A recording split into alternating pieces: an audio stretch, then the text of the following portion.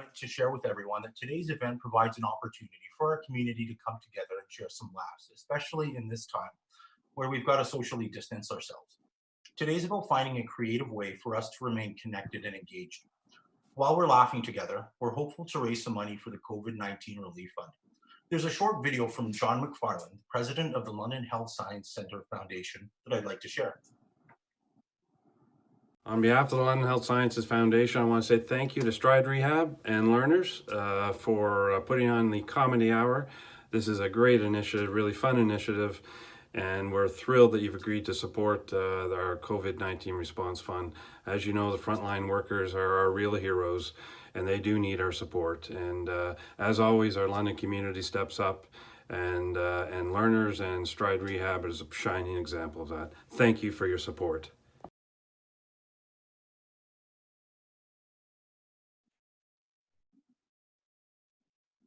As John said, our frontline workers need our support, so please give what you can today while listening to some fantastic comedy.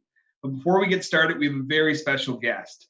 Zooming in all the way from Washington, D.C., President Donald Trump has agreed to join us to answer some of our questions with respect to COVID-19. Mr. President, thank you for joining us for a few minutes this afternoon to answer some questions. My pleasure. One that many people have. You're obviously receiving the most current medical information with respect to COVID-19. Based on that information, what do you suggest people do to protect themselves from the virus? Well, thank you, John. It's my pleasure to be here. First of all, I hear that the bright lights and sunlight will kill the virus. You know, the China virus. It's a nasty thing. It's affected the whole world. So if somehow you could get light inside your body and fight this thing from the inside out, I mean, that would be my advice. So I've heard some people, they look at the sun with their mouth open like this, kind of, and it's the sunlight in, and it kills the virus.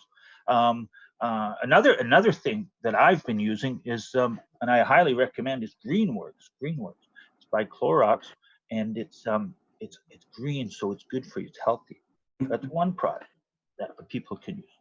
And people in the southern states are especially using this pure white vinegar. Vinegar kills everything. It's pure, and it's white, and it's vinegar. So what you do is you dilute it, 2 parts water, 1 part vinegar or bleach, and you ingest it. You don't inject it. Don't ever inject it. You ingest it. There's a big difference there. So that seems to be working. Okay, thank you, Mr. President. Another question. While your attention is focused on the situation in America, I bet a man of your genius has also been watching the responses of other countries. Do you have any thoughts on Justin Trudeau and Canada's response to COVID-19? Oh, little Trudeau, yeah. He's the guy, he gives these speeches. I can't understand them. Half of the time he's speaking French, the other half he's English. I don't know where he's from, really. And I know Canada. I know Canada very well. It's a very proud country. We've got 8 million people spread across 6 states. I mean, it's not as big as us, but it's kind of a cool place. I think Trudeau gives way too much weight to the science. You should go with his gut and common sense. Science can be overrated, you know. Okay. Mr. President, I don't mean to interrupt. Got a question for you. In Ontario, we're all in social... John. Yes, we're all in social isolation and received some messaging from our government that will remain so until early June. We've been watching closely as our southern states in America are opening up and removing restrictions. Can you tell us what your thoughts are on this? Well, John, you're not fake news, are you? I'm not. Absolutely not. Good. I created the best economy in the world. I created the best economy in the history of economies. So nobody challenges that. If I was wrong, people would challenge it. So therefore, I must be right. And there's a tremendous feeling of optimism in the United States. Everybody wants to get back to work. And we will come back strong. We'll come back stronger than before. The economy will get even better. So tremendous growth, tremendous growth. And I think we're just going to come back strong. I'm going to try and end this thing by May 24th, Labor Day. It's going to be terrific. Labor Day, Memorial Day. Okay, Mr. President, I got one last question for you. Looking at other countries who have removed the restrictions, they've implemented testing on a greater scale than your government has. Is there a reason why your government has not completed testing on an expanded scale?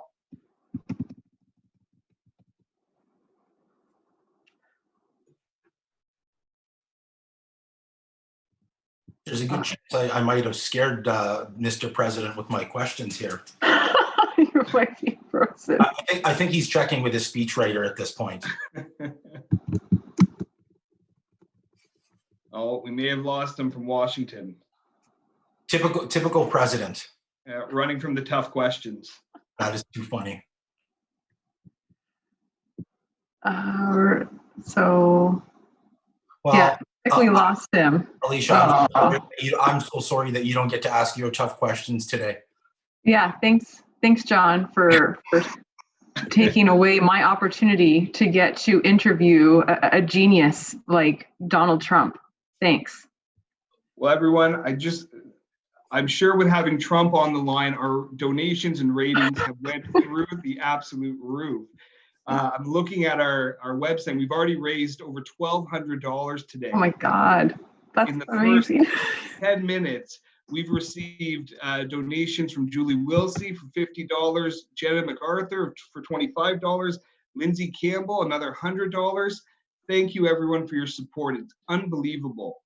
Inspired by all of your generosity, Learners in Stride are making a donation of $1,000 to the cause. We are so close to our goal. You might be wondering how your donation is going to make a difference. In order to treat COVID patients, our frontline workers need specialized equipment. And one ICU bed costs $52,000, one ventilator costs $55,000. An important part of reopening our city, as well as the country as a whole, is testing. LHSC is currently testing 46 patients a day, and then there's a 2-day wait before the results are available. By purchasing 2 DNA extractors, the LHSC team can test 200 patients every day and reduce the wait time to only 4 hours. One unit costs $375,000 and can also be used to treat a variety of other diseases. So please open up those wallets, even if it's just a crack, and let's help raise some money to support the LHSC team. Thanks, Alicia. I'd like to introduce our next comedian. His name is Derek Tennant. You may recognize Derek from the Mike Huckabee Show, Dry Bar, Pure Flix, or the movie he recently did with Jeff Foxworthy. Derek grew up in Syracuse, New York, but now travels full-time with everything he owns into a carry-on bag. You can see more information at www.14sleeves.com. Take it away, Derek.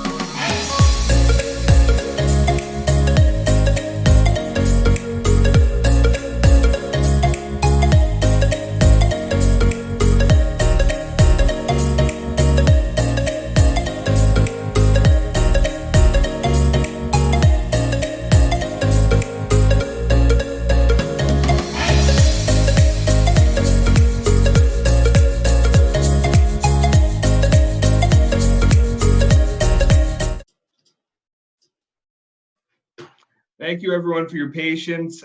We do have Derek on the line with his audio corrected, so I appreciate everyone's patience. Thanks so much. Take it away, Derek.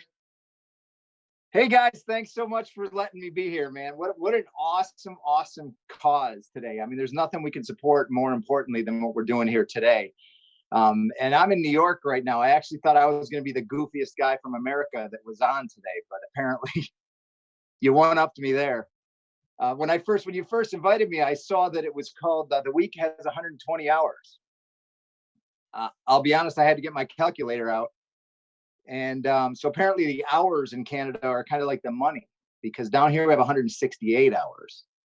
So I don't know, but that doesn't matter. Either way, we're going to raise I think we're going to beat that goal. $3,000. I'm looking at it now. We're pretty close already. That is awesome. So thank you guys from that. If you heard the introduction, I travel full time. I have no house. I have no apartment. Everything I own fits in a carry-on bag. I literally only own 7 shirts. I don't know if you can see that. I'll give you a second. Some of you are probably wondering what the other ones say. But my company is called 14 Sleeves.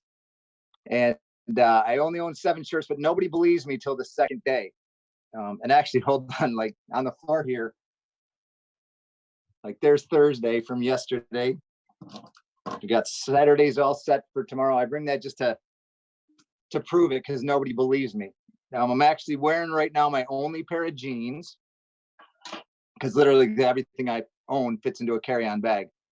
And yeah, my only pair of jeans. I know that can get a little awkward at the laundromat. Oh, I'm sorry. Now, didn't mean to give you that visual. Now you're all sitting there wondering, I wonder if his underwear says that too. No, that's ridiculous. My underwear says October, November, December. I'm just serious.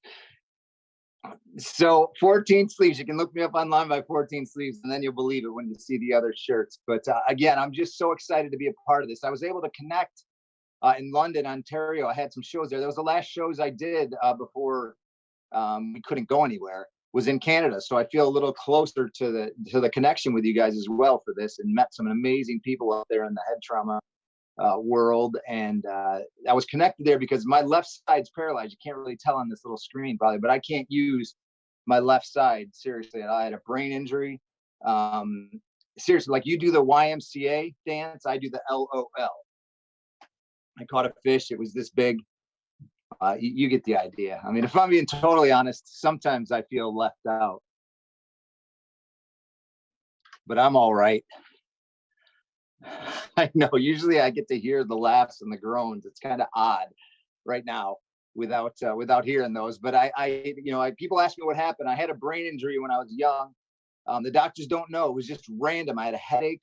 I went into a coma. They told my parents I would die that night, which I didn't. So that's good.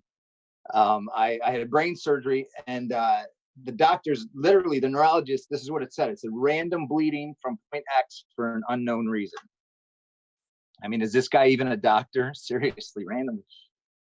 And that guy did brain surgery on me. You can't tell now, but my scar is in the shape of a question mark. And I don't even think that he had to do that. And now you know why I'm wearing a hat. So I can't use half of my body, but man, I am so blessed. I like to teach people not to look on the bright side, but to look on the right side. I'll tell you what, wherever you are right now, I'll say look, you say on the right side. Ready? Look. That's right. And one great way to do that is to be generous. And what an opportunity to be generous today. I want you to think about the most generous person you've ever met. I don't know who you're thinking about, but I know that person is happy. So you're getting an opportunity to be happy today. Isn't that awesome? So I'm getting all these things coming in on my phone. I'm trying to, this is a new medium for all of us in comedy. So I told you I had the surgery. They have my metal plates in my head. That's how they kind of fuse the bone back in those days. And that freaks me out. Ever since then, I can change my mind with a magnet. Yeah, some of you think that's pretty cool, but what's all over the refrigerator?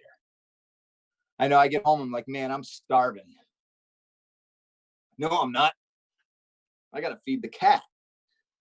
I don't have a cat. I mean, I could be there for hours just standing in front of the refrigerator. But I'm blessed, man. I try to look on the right side. I can't use my left arm, but I drive all over both of these countries, and I can park anywhere I want. We get the big parking and giant bathrooms. That's what we get. I was in Canada. I went into Wendy's. I went into the handicap stall. There was 2 guys in there playing racquetball. I mean, I know it's big, but that gets a little ridiculous. I travel worldwide. Like I said, I just was on, before the virus, I was on cruise ships doing comedy. And that's awesome. I mean, my job brought me onto cruise ships. I'm doing comedy. And you got to look on the right side, right? Like the weather got a little wonky. The boat's rocking back and forth, right? Thankfully, I was the only person on that entire ship that was walking perfectly straight. And then the other comic came to my room, and I get what's called, what do they call it? It's not a handicap room. You can't say that. It's not politically correct. What do they call it? Oh, it's accessible. I get an accessible room. And if you don't know what that means, if you haven't been on a cruise ship, it's basically just twice as big as your room, the handicap accessible room. So the other comic comes in, he looks at my room and he goes, dude, you get this whole room for free? And I was like, no, man, it cost me an arm and a leg. Sorry. I love the travel. I go to theme parks a lot too. And usually the theme is overweight and a bad dresser. But you know, there's something I get at theme parks that you don't get. You can get the fast pass, but I get, again, can't say handicap. What do they call it? They call it the medical pass. It's not the handicap, it's the I used to be an invalid. Now I'm a doctor. But you're waiting 2 hours to go on a 30-second ride? Yeah. I just limp in the exit. I know. Yeah. And here's the best part. I can take 4 people with me. Who's my friend now? No, really. All you got to do is check out my ad on Craigslist. $275 per day. I'll go with your family to Disney World. I'm a giver, man. I told you, be generous. I travel, and often when I travel, I haven't traveled in 6 weeks. It's driving me crazy. Partially because I'm living with my parents now. I had to come to New York because I don't have a house. I literally don't have a house. I don't have an apartment. However, I love my family. I'm so blessed. My best friend in the world is my sister. She's amazing. She's beautiful. She's funny, successful. She owns her own business. Her name's Julie, and Julie has Down syndrome. If you don't know about Down syndrome, man, you're missing out. Down syndrome is an extra chromosome, but my grandfather told Julie she doesn't have an extra chromosome. You and me, we're missing it. And he called it the love chromosome. Isn't that awesome? Julie has if you met anyone with Down syndrome, you know that's true. And Julie, she speaks with me, big events all over the world. We were just at an event 4 months ago, and Mike Huckabee, who ran for president, great guy, was speaking before us, and he talked about Julie. And he goes, he says, you know, when I see Julie Tennant, I'm reminded that a person with Down syndrome is just as important to God as the captain of the football team. And Julie looks at me, she goes, which football team? She's so precious, man. It's awesome. Because she was thinking, if it's the Browns, then, you know, it's not a big deal. She's awesome. Julie will say, she says, I have Down syndrome, Derek's paralyzed, but we love our life. And it's so awesome. She's the best to give that message. She has her own line of apparel. It's juliescoolshirts.com. That's where this hat comes from. It says, just love.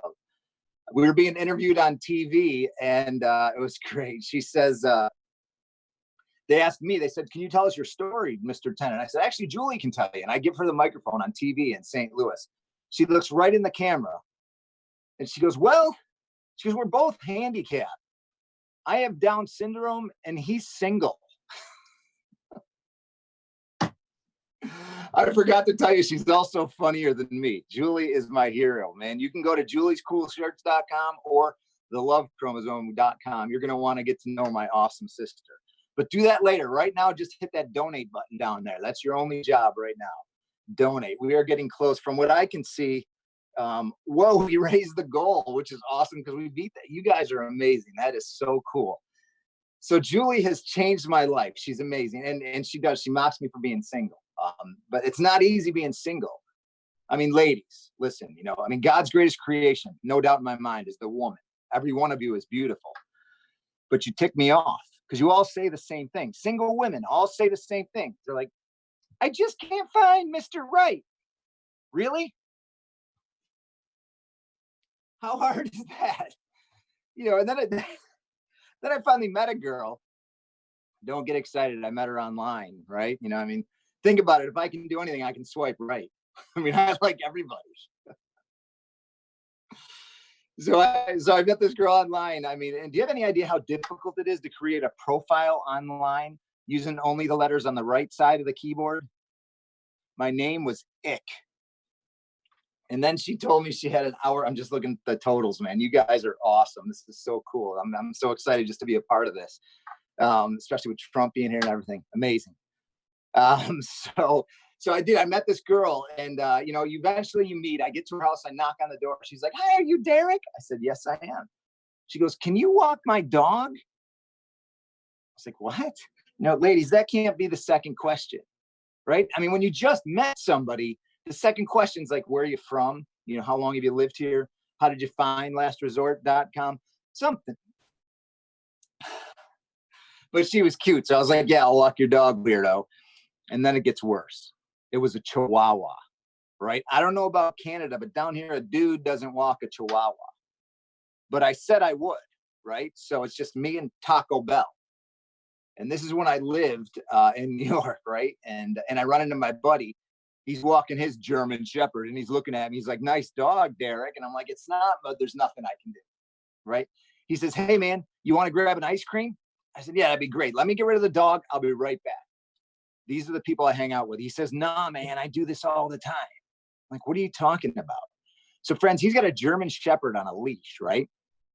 He just throws on a pair of sunglasses. He walks into this ice cream shop with sunglasses and a German Shepherd. They think he's blind. He orders an ice cream cone, friends. They give it to him for free. I had no idea. Apparently, blind people in New York, free ice cream.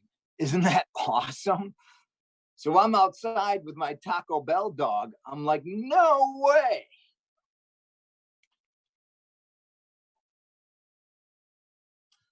I said, "Can I get a chocolate shake?" "Sir, we don't serve people with animals." I was like, "Dude, it's my seeing eye dog." "Really? A Chihuahua is a seeing eye dog?" So I said, "What? They gave me a Chihuahua?"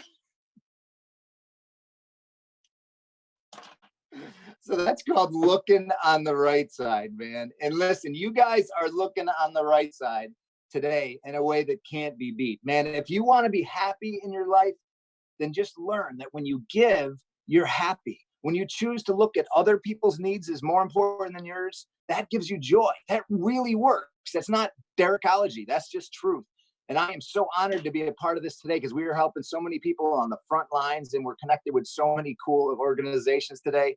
And we're doing it internationally. How awesome is that? Guys, thank you so much for letting me be a small part of today. And don't forget, love your life, look on the right side, and hit that donate button. Love you guys. Peace.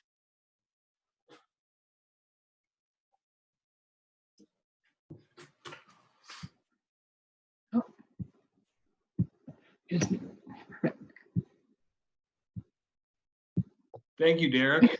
That was phenomenal. That really was amazing. I have no doubt you'll have a new fan base after that set.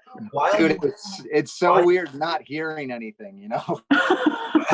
While you were busy making us laugh, I took a quick peek at the live website, and I want to give a shout out to the folks who have made the most recent donations. Looking on my phone here, thank you very much, Kim Bonner, Jeff Pulford, and Jody Therian. And this is really remarkable. Our goal's at $5,000, and we have already raised $3,600. Thank you very much, everybody. This is really amazing. Sean, awesome. It looks like we have a special guest back. Yes, sorry about that, folks. Somebody's going to get fired. It's going to be so fired for this. I tell you, I don't like this to happen. It's really poor. Anyway, I'm back. I hear the fundraiser's going great, terrific. I'm happy for you. Thank you. Mr. President, I think I scared you off with my last question. I would like to circle back to it. It wasn't that really, but shoot me again. Okay. Shoot at me again. So looking at other countries who have removed restrictions, they've implemented testing on a greater scale than your government has. Is there a reason why you guys haven't completed testing on an expanded scale? We have the best test. We have a test that we have the best test. We're testing billions of people every day, billions, I tell you. And so that's fake news when you say we haven't been testing. You didn't really say that, but that's what you implied. And we're going to beat this thing. I'm telling you, May 24th, done in America. People are going back to work. Right, for sure. Mr. President, looking ahead, there's a growing concern about a second wave of the COVID virus. This is almost a certainty.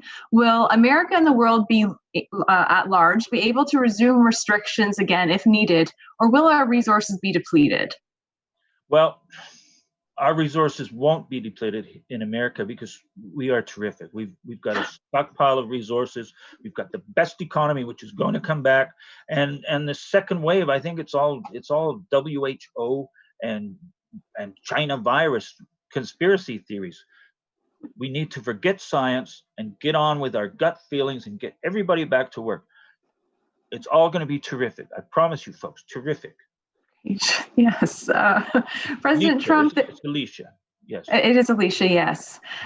President Trump, there's also a growing concern amongst most people outside of your base that the upcoming November election will not proceed due to COVID precautions. What's your position on the absolute necessity of having the election in November? Well, we've always had elections. They've never stopped, never been postponed. We don't really need an election because, honest to God, I'm going against sleepy Joe Biden. He's probably not even going to show up for the day. And my base is going to be out there in full force. It's going to be a landslide, to tell you, a lot bigger than last election. So get used to me being around for at least 4 more years. And then Donald Jr., we're starting a dynasty. Okay. That's all the time we have today, Mr. Trump. Thank you, President Trump. Don't cut me off. Don't do that. No. I have to. Oh. We're about the facts in Canada. Folks. Thank you for answering some of our questions, Mr. President. We really appreciate it, and we do share some of your optimism about the situation.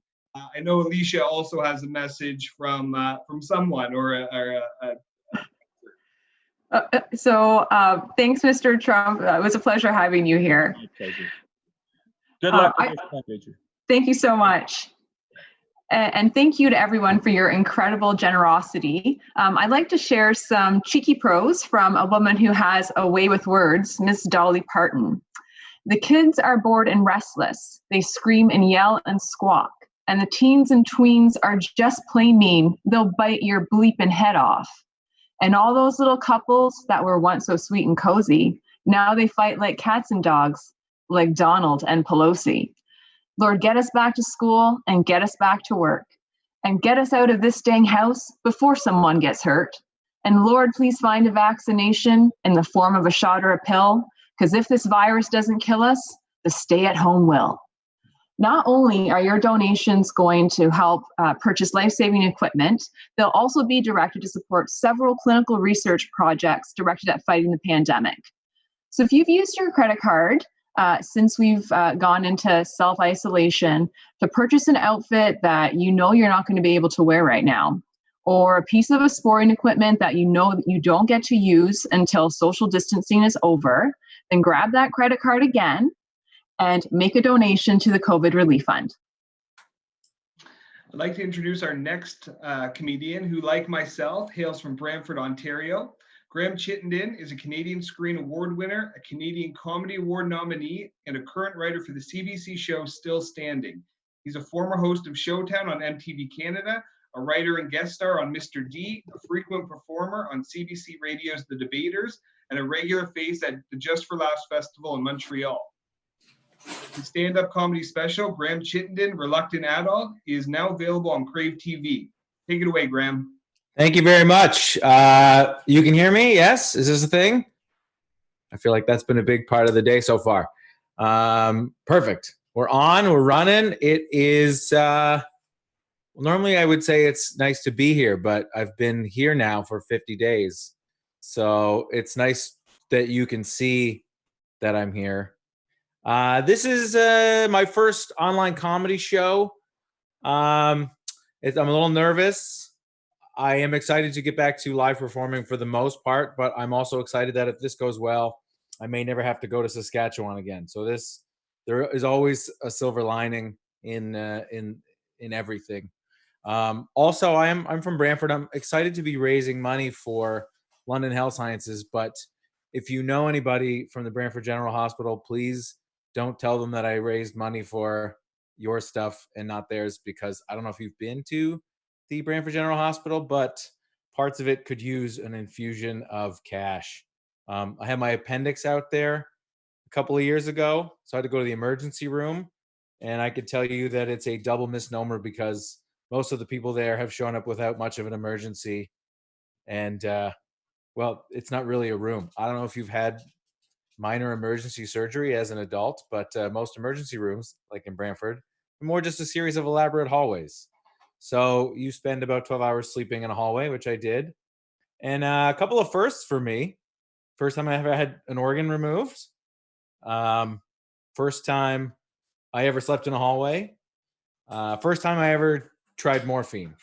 And I don't recommend doing morphine, and I don't recommend sleeping in a hallway. But if you have to do them, you should do them together, because you will not care as much about sleeping in a hallway if you've had some morphine in you. You actually become kind of positive about the idea of sleeping in a hallway. You're like, hallways are where the action are. I'm going to change my whole house to just be hallways.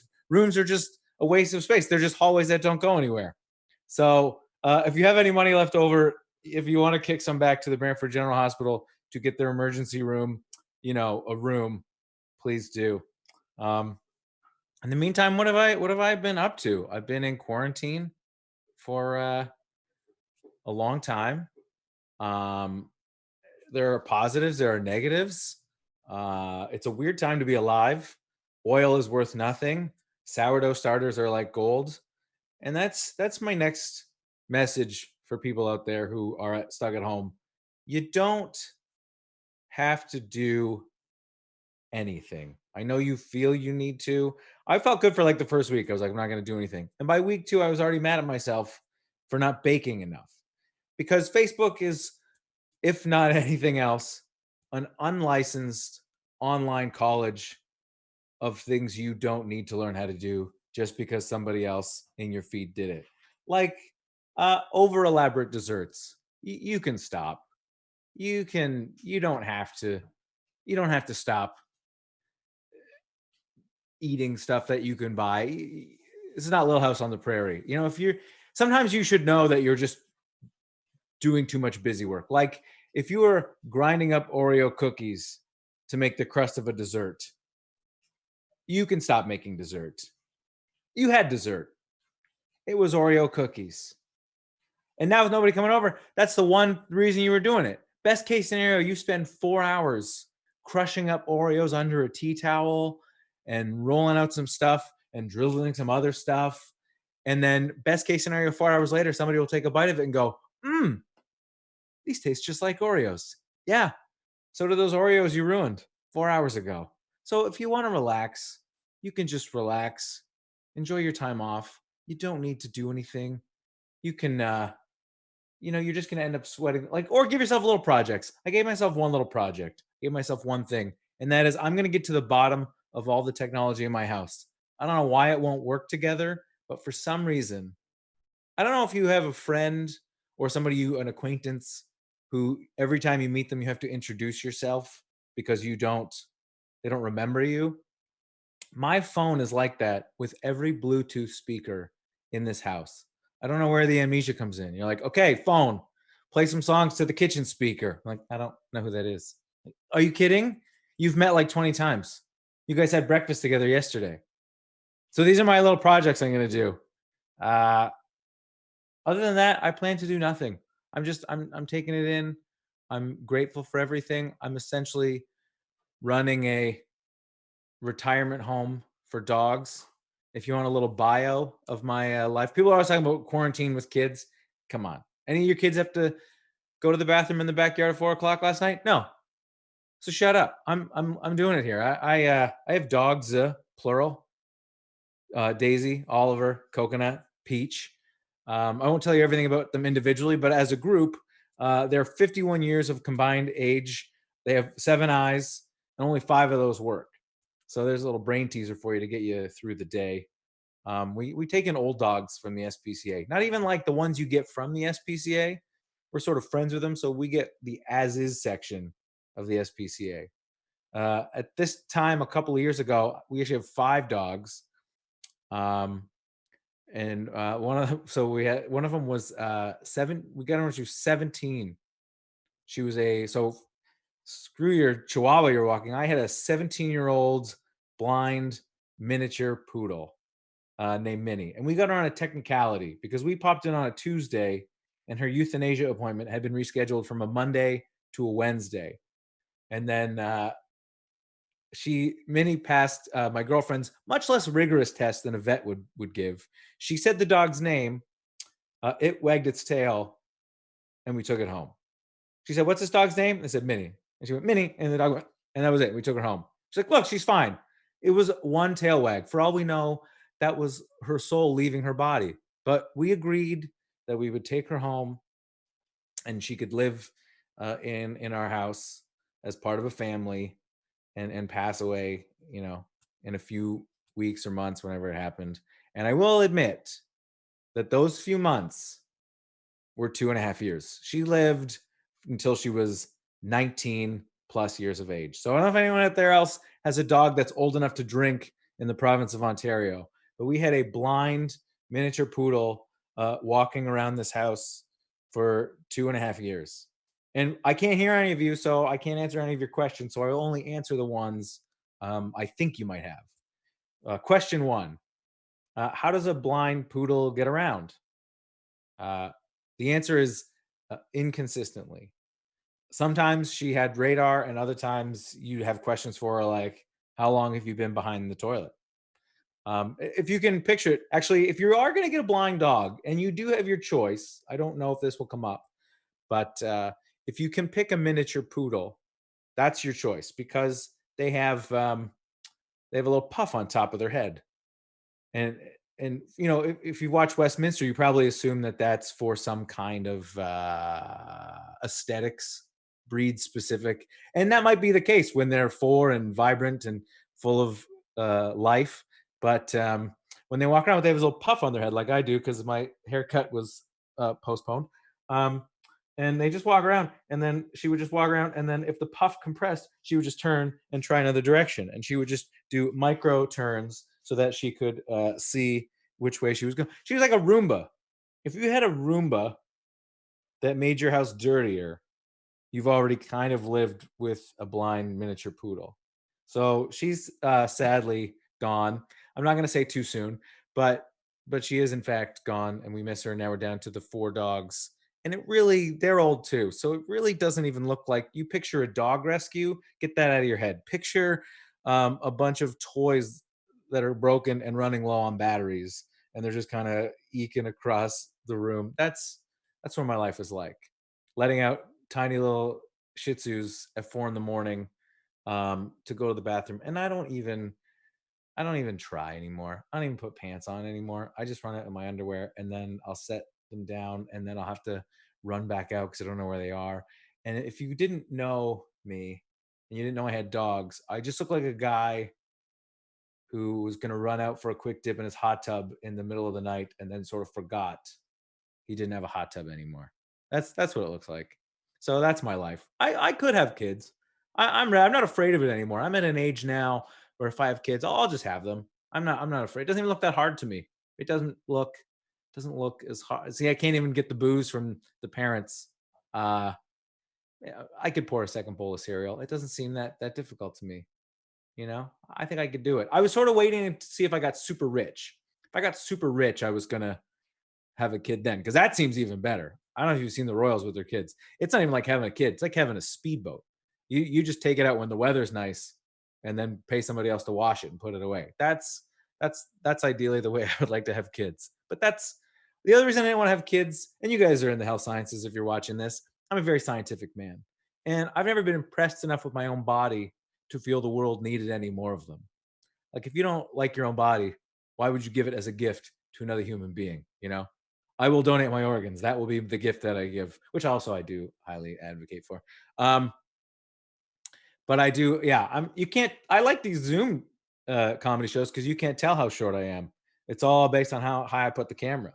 But right now, it's on the floor. Um, yeah. I'm a little guy. I'm short. You can't tell on Zoom, but I know I'm short because I do things that only short guys do. Like when I take my car in for an oil change, I push the seat all the way back before I get out. You know, I'm okay with how tall I look or don't look, but I'm still not ready for people to experience the space I can fill in 3 dimensions. So that's what short guys do. They kick their seat all the way back and then they get out and they don't let you, because I can't go home and live with the idea of a mechanic sort of like wedging himself in behind the seat of my car and going, "What horse jockey just dropped his car off for service?" I can't sleep with that image in my head, you know. Tell the guy with no shins his Mazda will be ready in 45 minutes. I don't want that life. So those are the things that I kind of miss actually. I just want to go for an oil change. That's it. I just want to do little things again. Again though, silver lining, I noticed we're not hearing a lot from the tiny home people during this whole quarantine. I noticed this whole, "Oh, wouldn't it be great to live in a tiny home?" I think we have our answer. No, it would not. I know you read an article and it looked like fun and you were enticed by the idea, but it was an article. You read an article about 2 people who weren't in quarantine, who loved each other, who happened to own an orchard. Every tiny home story is about we live in a tiny home in an orchard. Do you have an orchard? No, you don't.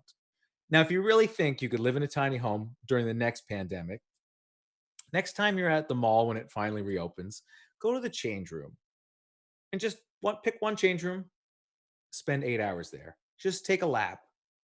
Every once in a while, just get up and go, "Okay, all right. If this had a kitchen, could I raise my family here?" There's your test. If the answer is no, no. Uh, Tiny homes gatherings are canceled. Like now, you know, Christmas is canceled. If you live in a tiny home, there's no Christmas. You can't have people over.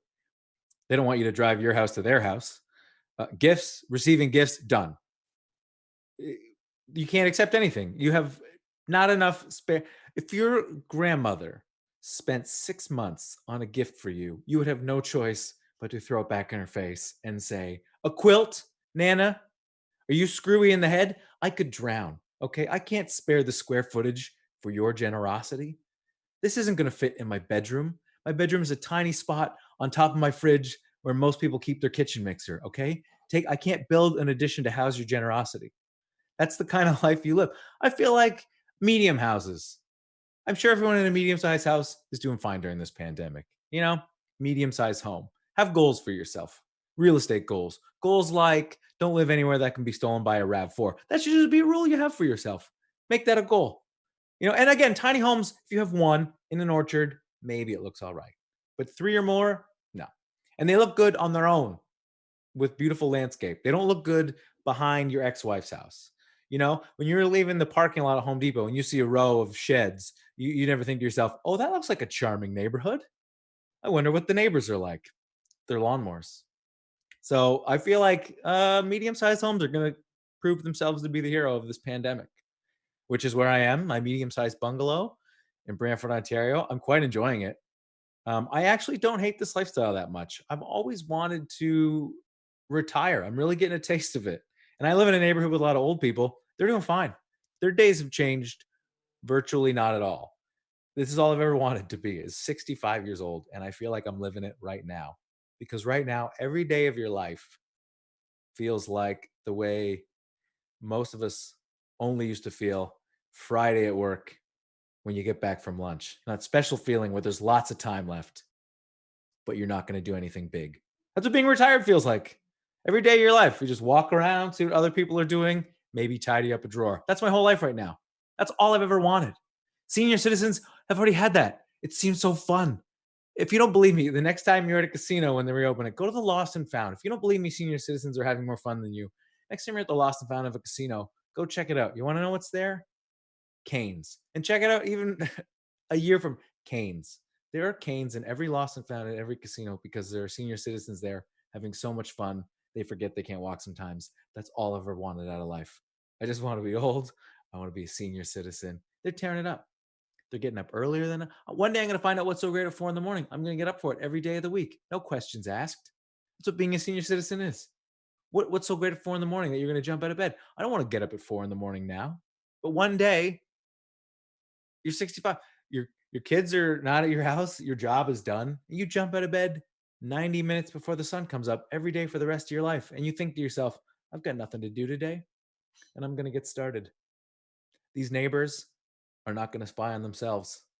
Somebody's got to call the cops on people parked illegally on the street. And who, if not me? That's all I've ever wanted to be. That. I can't wait. Old guys are my favorite. I'm going to be an old guy. I've been taking notes. Like, I have no problem with an old guy. As long as he's not in front of me in line at the bank, I've never had an issue with him. And even then, I don't blame the old guy. It's not his fault. It's my fault. I used to be late for everything. I was over-promising, under-delivering. I'd have 5 minutes left in my lunch break. I was going to try and refinance my mortgage real quick. This guy in front of you, this old guy, is not in your hurry. And you'll never get there before him. He's had a huge head start. He's been up for 12 hours. And this is the second thing he's done today. Second thing. He got up 12 hours ago. He ate half a piece of toast. Half. Not even a whole one. That's the other thing I want about being old. Fuel efficiency. A 70-year-old man can go 2 days on a piece of toast, and I want that. That's all I've ever wanted. Now this guy's here in the bank. He's not in your hurry. And I've watched it. I was like, why don't they just bank and then small talk if there's time? Sometimes they don't even go there to bank. I get that now. I'm going to pop into the bank for the first time in my life when this thing ends. Because you get it. You just pop in. Not even a bank. That's what old guys do. I'm going to try it out. This guy wasn't there to open any checking accounts or pay any bills. Old guys just go to the bank to say hello and to tell everybody what this building was before it was the bank. And I cannot wait to do that. In the meantime, thank you very much. I'm going to take off. Stay safe. Thank you for all you do at London Health Sciences. Take care. Stay safe. Let's get through this together. Bye. Thank you so much, Graham. That was absolutely hilarious. Yes, thank you. Thank you. And an even bigger thank you for your generous donation of $400 to our efforts today. Virtual round of applause. Thank you. Thanks for putting it together. Thanks, Graham. All right. Take care. You Yeah. too. In closing, Alicia, John, and I want to express to everyone watching how amazed we are with the donations that have been made today. We understand everyone is going through an extremely tough time, but we've pulled together as a community to help the frontline workers in need. This speaks volumes about the strength and unity of the London community. We're all very fortunate to have each other. So we just want to let you know that the video is going to be available online, as is the donation key. So please feel free to share the video on social media, spread it out there. I just want to let you guys know that originally when we started, our goal for today was to raise $1,500. We are way past that. We're at $4,630 the last second I checked. And, it's just amazing. Your generosity has blown us away. We only need about $400 more to hit our, spur of the moment goal of 5,000. So spread the video, let people know they can still donate. Let's get some more money for the frontline workers, for the equipment, and for the research to try and get a vaccine and treatment to get this over. We can be done with social distancing and back out in the world seeing each other face to face instead of on Zoom and all the other platforms that we're using. So thank you again. Spread the word, spread the video. Thank you. Thanks, Alicia. Want to extend our gratitude to everyone who's tuned in today from home or work to join us. Big thank you to Donald Grosso, aka Donald Trump, Graham Chittenden, Derek Tennant, and Justin Tiseo, along with the rest of the team from the London Health Science Foundation, for the support behind the scenes. I do have some contact information for the comedians, to those who might be interested. For Donald Grosso on WhatsApp, he is Billionaire Donald, and he can be reached at 519-694-2827. On Instagram, he is #Billionaire Donald. You're welcome to contact him directly for his availability on shows and venues. For Derek Tennant, he can be found on facebook.com/14sleeves or instagram.com/14sleeves. You're also welcome to contact Derek directly at derek14sleeves.com. If you didn't have anything to write down all the information, anyone who's tuned in today, please check in with Jake, Alicia, or myself. Once again, thank you very much and have an amazing weekend. Bye, everyone. Thank you, everyone. See you guys.